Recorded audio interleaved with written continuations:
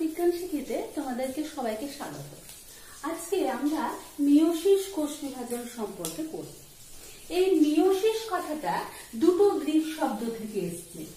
Greek শব্দ মিয়ন। এই মিয়ন শব্দের অর্থ হচ্ছে টু রিডিউস, অর্থাৎ হ্রাস প্রাপ্ত হওয়া। হ্রাস প্রাপ্ত হওয়া। আরেকটা শব্দ হচ্ছে ওসিস। ওসিস শব্দের অর্থ হচ্ছে স্টেট, অর্থাৎ অবস্থা। এই দুটো শব্দ নিয়ে গঠিত হচ্ছে মিয়োসিস কথা। এই মিয়োসিস কোষ বিভাজনে কি হচ্ছে না, একটা মাতৃকোষ বিভাজিত হলো, দুটো অপত্য কোষের সৃষ্টি হলো, তারপরে এই প্রত্যেকটা অপত্য কোষ আবার বিভাজিত হলো, প্রত্যেকে আবার দুটো করে অপত্য কোষের সৃষ্টি করলো। এই যে মাতৃকোষটা, এই মাতৃকোষের ক্রোমোজোম সংখ্যা হলো 2n। এদের প্রথম ক্ষেত্রে অপত্য কোষের ক্রোমোজোম সংখ্যা হচ্ছে n, তারপরেও এই ক্রোমোজোম সংখ্যাগুলো হচ্ছে n, অর্থাৎ মাতৃকোষটা বিভাজিত হয়ে 4টে অপত্য কোষের সৃষ্টি হলো। তাহলে এখান থেকে আমরা দেখছি মিয়োসিস কোষ বিভাজন কাকে বলবো না, যে কোষ বিভাজন পদ্ধতিতে জনন মাতৃকোষ দুবার বিভাজিত হয়ে 4টে অপত্য কোষের সৃষ্টি করছে এবং অপত্য কোষের ক্রোমোজোম সংখ্যা মাতৃকোষের ক্রোমোজোম সংখ্যার অর্ধেক। সেই কোষ বিভাজনকে বলা হচ্ছে মিয়োসিস কোষ বিভাজন। এবার এই মিয়োসিস কোষ বিভাজন হচ্ছে কোথায়? জনন মাতৃকোষে। জনন মাতৃকোষে যে সমস্ত উন্নত জীবদেহ রয়েছে তাদের জনন মাতৃকোষে হচ্ছে।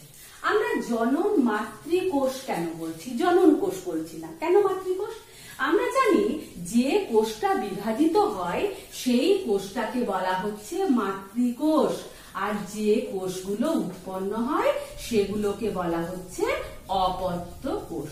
এই জন্য বলা হচ্ছে জনন মাতৃকোষ। তাহলে আমরা দেখছি যে ডিপ্লয়েড যে জীবদেহ সেখানে জনন মাতৃকোষে হচ্ছে, উন্নত জীবদেহে জনন মাতৃকোষে হচ্ছে, আর হ্যাপ্লয়েড জীবদেহে কোথায় হচ্ছে? হ্যাপ্লয়েড জীবদেহে জাইগোটের ক্ষেত্রে হচ্ছে। কেন জাইগোটের ক্ষেত্রে হচ্ছে? না, হ্যাপ্লয়েড জীবদেহে আমরা জানি ডিপ্লয়েড জীবদেহের ক্রোমোজোম সংখ্যা হচ্ছে 2n, আর হ্যাপ্লয়েড জীবদেহের ক্রোমোজোম সংখ্যা হচ্ছে n। তারা যে গ্যামেটটা সৃষ্টি করে সেই গ্যামেটটাও n, তাহলে n আর n মিলে হলো কি 2n। জাইগোট যে ক্রোমোজোম সংখ্যা সেটা হলো 2n, কিন্তু আমরা জানি হ্যাপ্লয়েড জীবের ক্রোমোজোম সংখ্যা হচ্ছে n। তাহলে এখানে কি করতে হবে? মিয়োসিস কোষ বিভাজন হতে হবে, তবে এখানে ক্রোমোজোম সংখ্যাটা অর্ধেক হবে, n হবে। এই জন্য হ্যাপ্লয়েড জীবদেহে জাইগোটে হয় আর উন্নত জীবদেহে জনন মাতৃকোষে হয়। ঠিক আছে, এবার এই যে মিয়োসিস কোষ বিভাজন কাকে বলে হলো কোথায় হয়। এবার এই মিয়োসিস কোষ বিভাজন প্রক্রিয়াটা কিভাবে মিয়োসিস কোষ বিভাজনটা হয়? মিয়োসিস কোষ বিভাজন হচ্ছে একটা জটিল প্রক্রিয়া। আমরা দেখলাম মিয়োসিস কোষ বিভাজন দুটো ধাপে হয়। প্রথমে মাতৃদেহটা বিভাজিত হচ্ছে, মাতৃকোষটা বিভাজিত হচ্ছে, বিভাজিত হয়ে অপত্য কোষের সৃষ্টি হলো। তারপরে কি হলো?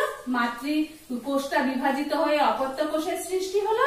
এই অপত্য কোষটা বিভাজিত হয়ে আবার কি হলো? অপত্য কোষের সৃষ্টি হলো। এখানে ক্রোমোজোম সংখ্যা হচ্ছে 2n, এখানে ক্রোমোজোম সংখ্যা nn, এখানে ক্রোমোজোম সংখ্যা nn। এই যে বিভাজনটা, এই বিভাজনটাকে বলা হচ্ছে প্রথম মিয়োটিক বিভাজন। প্রথম মিয়োটিক বিভাজন। আর এই যে বিভাজনটা, এইটাকে বলা হচ্ছে দ্বিতীয় মিয়োটিক বিভাজন। বোঝা গেল? বিভাজন। এবার এই যে মিয়োসিস কোষ বিভাজন প্রক্রিয়া, এটাকে যদি আমরা ছকের সাহায্যে দেখি তাহলে আমরা কি দেখব না, মিয়োসিস যে কোষ বিভাজন প্রক্রিয়া ওটা দুটো ধাপে হচ্ছে। মিয়োসিস যে কোষ বিভাজন প্রক্রিয়া সেটা দুটো ধাপে হচ্ছে। একটা হচ্ছে প্রথম মিওটিক বিভাজন,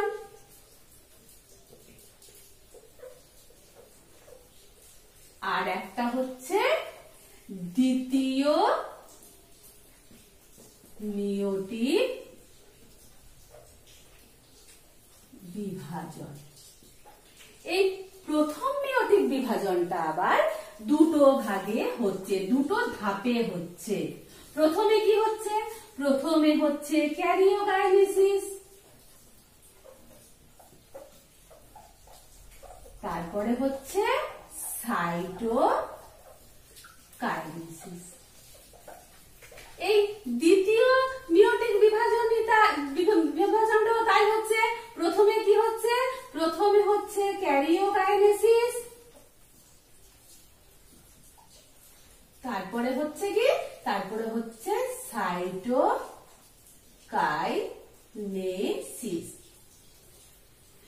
এই যে ক্যারিওকাইনেসিস অর্থাৎ নিউক্লিয়াসের বিভাজন, এই নিউক্লিয়াসের বিভাজনটা চারটে দশার মাধ্যমে হচ্ছে। কি কি? প্রোফেজ,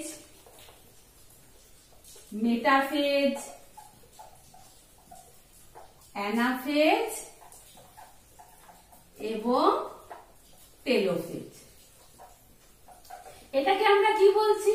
এটাকে বলছি প্রোফেজ 1, এটাকে বলছি মেটাফেজ 1, এটাকে বলছি অ্যানাফেজ 1, আর এটাকে বলা হচ্ছে টেলোফেজ 1। এখানে তারপরে সাইটোকাইনেসিস হলো। তারপরে দ্বিতীয় মিওটিক বিভাজনে কি হচ্ছে? এখানেও তাই, প্রোফেজ 2, তারপরে মেটাফেজ 2, তারপরে অ্যানাফেজ 2, তারপরে টেলোফেজ 2, তারপরে সাইটোকাইনেসিস হচ্ছে। আর এই দুটো কোষ বিভাজনের মাঝখানে কি রয়েছে? ইন্টারফেজ রয়েছে। একটা হলো, একটা কোষ বিভাজন হয়ে গেল, তারপরে ইন্টারফেজ, তারপরে দ্বিতীয় মিওটিক বিভাজন। এই যে মিওসিস কোষ বিভাজন প্রক্রিয়াটা, এটা অনেক জটিল প্রক্রিয়া, কিন্তু তোমাদের ক্লাস 10 এর সিলেবাসে এতটা নেই, যেটুকু আছে সেটুকুই আমরা বলবো। এবার এই যে প্রোফেজ 1টা ঘটনাবহুল প্রক্রিয়া। প্রোফেজ 1 এ অনেকগুলো দশা রয়েছে। এই প্রোফেজ 1 এ 5টা উপদশা রয়েছে। কি কি? একটা হচ্ছে লেপটোটিন, তারপরে হচ্ছে জাইগোটিন,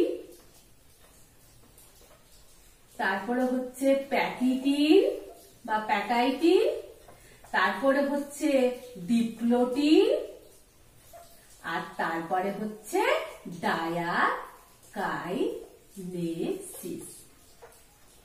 বলো, এবার আমাদের দেহে, উন্নত জীব দেহে কি দেখা, মানুষের দেহে কি দেখা যাচ্ছে? 46টা ক্রোমোজোম রয়েছে বা 23 জোড়া ক্রোমোজোম রয়েছে। এগুলো মুছে দিচ্ছি। 23 জোড়া বা 46টা ক্রোমোজোম রয়েছে। আমাদের ক্রোমোজোম গুলো যেহেতু ডিপ্লয়েড সেটে থাকে, অর্থাৎ জোড়ায় জোড়ায় ক্রোমোজোম গুলো থাকে, তাই জন্য বলা হচ্ছে ডিপ্লয়েড সেট। তাহলে কত জোড়া রয়েছে ক্রোমোজোম? 23 জোড়া ক্রোমোজোম রয়েছে। এই 23 জোড়া ক্রোমোজোম প্রত্যেকে জোড়ায় জোড়ায় থাকে। এই 23 জোড়া ক্রোমোজোমের একটা আসে বাবার কাছ থেকে আর একটা আসে মায়ের কাছ থেকে। হলো? এবার এই ক্রোমোজোম গুলো কি হচ্ছে? ক্রোমোজোম গুলো একটা আসছে বাবার কাছ থেকে আর একটা আসছে মায়ের কাছ থেকে। এই ক্রোমোজোম গুলো জোড়ায় জোড়ায় অবস্থান করে। এবার 1 নাম্বার ক্রোমোজোমটাও তাই জোড়ায় জোড়ায় অবস্থান করছে, 2 নাম্বার ক্রোমোজোমটাও তাই জোড়ায় অবস্থান করছে, 3 নাম্বার, এরকম করে 22 নাম্বার পর্যন্ত ক্রোমোজোম গুলো জোড়ায় জোড়ায় অবস্থান করছে। এবার 23 নাম্বার যে ক্রোমোজোমটা, সেটা হচ্ছে সেক্স ক্রোমোজোম। ওটা ফিমেলদের ক্ষেত্রে 2টো X আর মেলদের ক্ষেত্রে একটা X আর একটা Y। এবার কি দেখা যাচ্ছে? এই ক্রোমোজোম গুলো কিভাবে সজ্জিত হচ্ছে? 1 নাম্বার ক্রোমোজোমটা যেমন সব থেকে বড়, তারপরে ছোট ছোট ছোট হলো, আর আমাদের সব থেকে ছোট যে ক্রোমোজোমটা সেটা হচ্ছে Y ক্রোমোজোম। এবার এই ক্রোমোজোম গুলো যে জোড় বাঁধছে, এই জোড় কি করে বাঁধছে না, একটা ক্রোমোজোমের সঙ্গে আরেকটা ক্রোমোজোম কিভাবে থাকছে?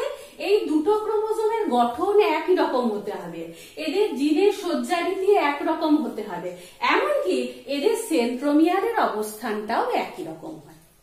এই যে ক্রোমোজোম, এই ক্রোমোজোমটাকে বলা হচ্ছে হোমোলোগাস। এই ক্রোমোজোম গুলোকে বলা হচ্ছে হোমোলোগাস বা সমসংস্থ ক্রোমোজোম।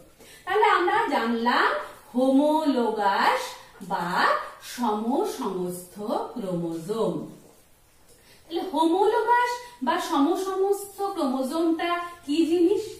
না, একই রকম গঠন, একই রকম জিনের সজ্জারীতি, সেন্ট্রোমিয়ারের অবস্থানটা একই রকম। এইরকম দুটো ক্রোমোজোম যখন পরস্পরের সঙ্গে একই সঙ্গে থাকছে, তখন প্রত্যেকটা ক্রোমোজোমকে বলা হচ্ছে সমসংস্থ ক্রোমোজোম। হলো? এবার কি দেখা যাচ্ছে? এই যে সমসংস্থ ক্রোমোজোম গুলো রয়েছে, এই যে জাইগোটিন উপদশায় কি হচ্ছে? এই সমসংস্থ ক্রোমোজোম গুলোর মধ্যে একটা আকর্ষণ বল সৃষ্টি হচ্ছে। কিভাবে? না, এই দুটোর মাঝখানে সাইন্যাপটোনিমাল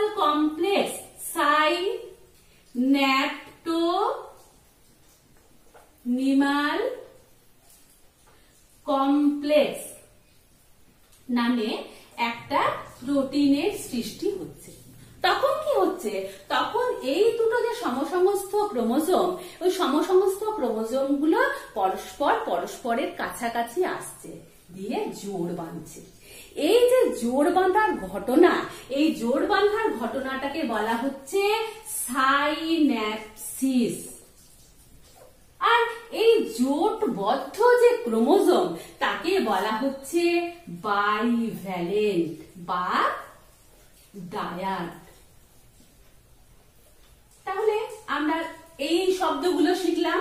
প্রথমে শিখলাম আমরা হোমোলোগাস ক্রোমোজোম বা সমসংস্থ ক্রোমোজোম, তারপরে দেখলাম সাইন্যাপটোনিমাল কমপ্লেক্স, তারপরে দেখলাম সাইন্যাপসিস, তারপরে দেখলাম কি বাইভ্যালেন্ট বা ডায়াড।